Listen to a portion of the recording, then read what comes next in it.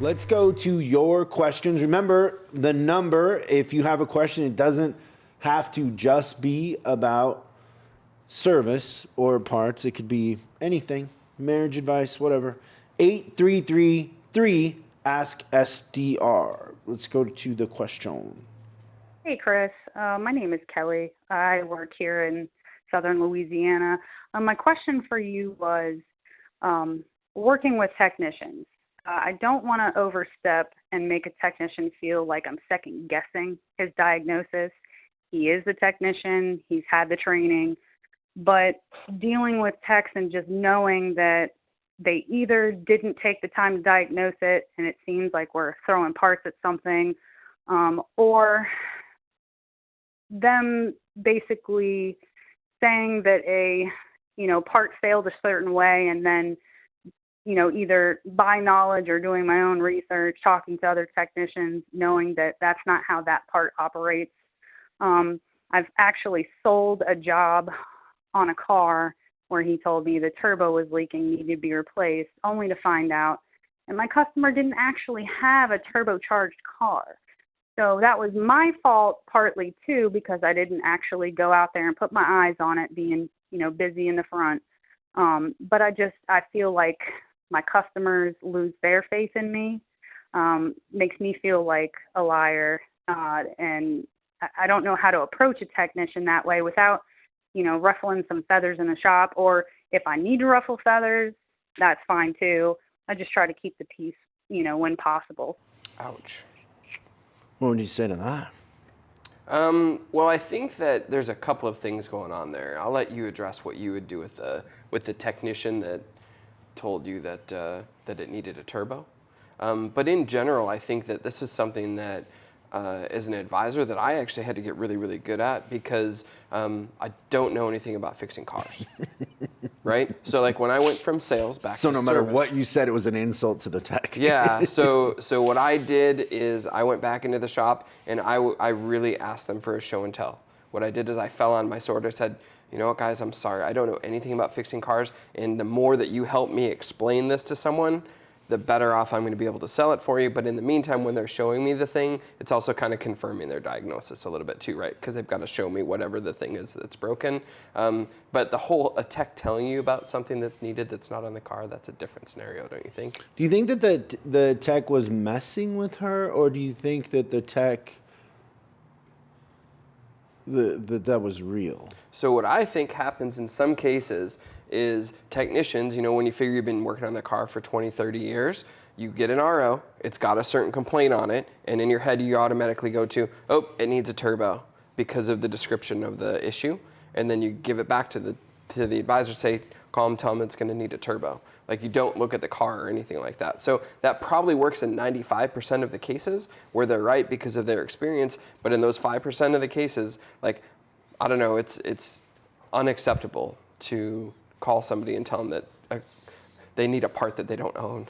I think there's a term for this in psychology, but before we talk about that, like, I think in that situation, I would go back to the tech and I would, like, let's say the tech's name's John or whatever, and I'd be like, John, your parents like did a terrible job raising Go you. right to the parents. Yeah, like, just ethically, like, they raised a savage. Like, it's bad parenting or something, but I don't think you can let that slide. No. You got to make a big deal out of that. But in psychology, they kind of call this process versus content, or process or content. And so let's say, for example, like, have you ever been in a situation where you're with your significant other and they ask you, like, honey, do I look fat in these jeans? Yes. Trick question. You said yes, or you've been in that situation? Yes, I've been in that situation, and yes, I said no. You said no? I did. So why did you say no? Because yes is what they don't want to hear. But the truth is that maybe it did look big. So Yeah. the content, the truth is the content, right? Yep. The truth is the actual, yes, you do look kind of thick, which now is kind of a cool thing, Yeah, it's funny how that, yeah. right? Yep. But the process is where people get messed up. So in that situation, like oftentimes you're arguing with somebody and you're right in the point that you're making, but they don't like the way you said it, or they don't like the way it makes them feel. Right. And so the process is the problem, not the content. Does that make sense? Yeah. So it's how how the information is being exchanged and how the other person feels about that exchange. Really, it has nothing to do with the actual conversation. Okay. So you got to understand that in that scenario, you're kind of alluding to this. They don't really want the truth. No. And so I think when you're dealing with technicians, you got to understand that it's the process, not the content. And so how you approach the technician and what you're doing for them. So say, for example, if I go to a technician and I'm like, hey, I don't understand that, but I want to make sure that I get you as much time as I can. It's all about them. Now I flip the process and the content is important. Yeah. But if they don't appreciate the content and they think I'm just wasting their time, or they have an ego and they're kind of a pain in the ass, then the content doesn't matter, right? Yeah. 'cause Does that they're make just- sense? They're just fighting to win at that point. And so it's doesn't very matter. much in the frame and how you handle the process.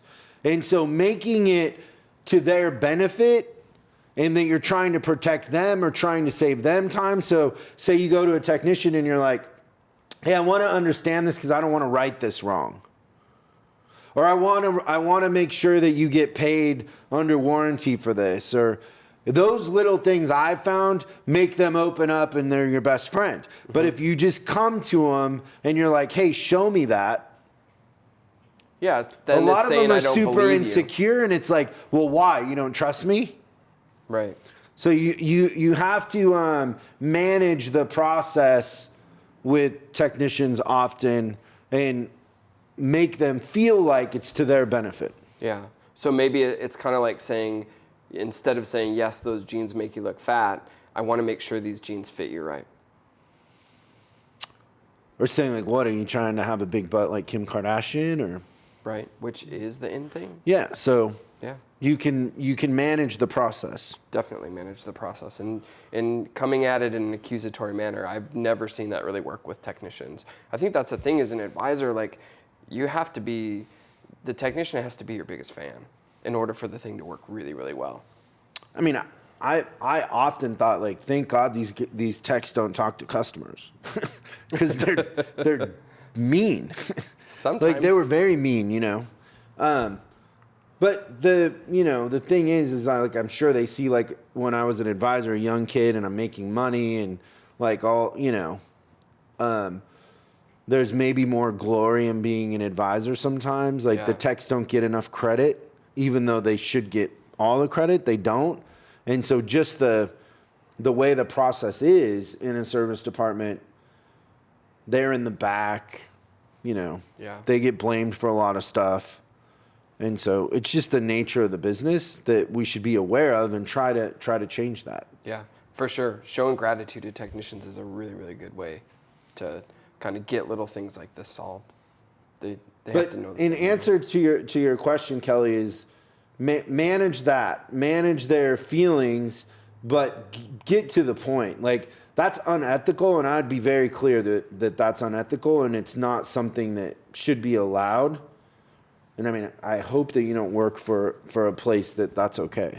Yeah, and I don't think most places are okay with that.